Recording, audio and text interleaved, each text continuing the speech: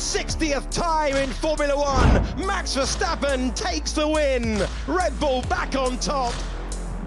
The last time F1 was in North America, the Red Bull racing empire was strong. The force was with Max Verstappen as he crossed the start-finish line at the Circuit Gilles Villeneuve to win for the 6th time out of the first 9 races of the season. But the sport returns, and this time it returns with a vastly different power structure. The force has awoken with McLaren as they are now the dominant team and have overtaken Red Bull Racing in the constructors' standings. The Drivers' Championship is starting to slip away from Max Verstappen, and as F1 descends on Austin, Red Bull Racing is set to throw one last Hail Mary to try to save their season.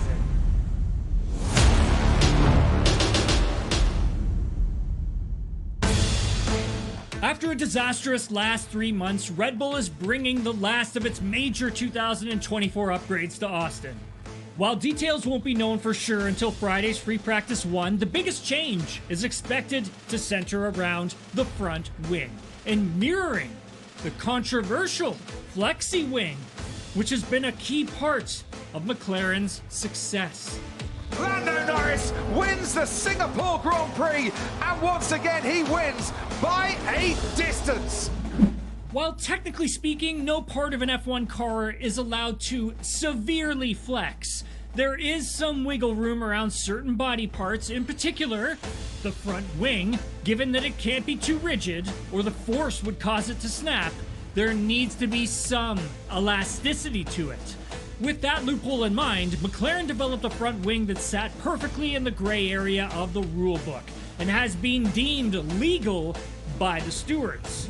The Flexi front wing has allowed McLaren to run at a ride height that maximizes their speed in a straight line without losing any of the downforce in the braking and cornering. It allows the car to have a more consistent balance across a wider range of cornering speeds. This advantage has been a huge factor in McLaren's surge in the standings and a point of frustration for the reigning champion. It is a problem. I mean, we know that we are lacking compared to McLaren, and that's of course not nice. But yeah, we have to analyze a lot of stuff, how we can maybe improve the overall package that we have currently. With the next 4 races in the Western Hemisphere, this is likely the last significant upgrade for a Red Bull team in desperate need of a jolt. Hanging on to a 52-point lead in the driver's standings, Verstappen and Red Bull need a Hail Mary. And if it works, a championship can be saved.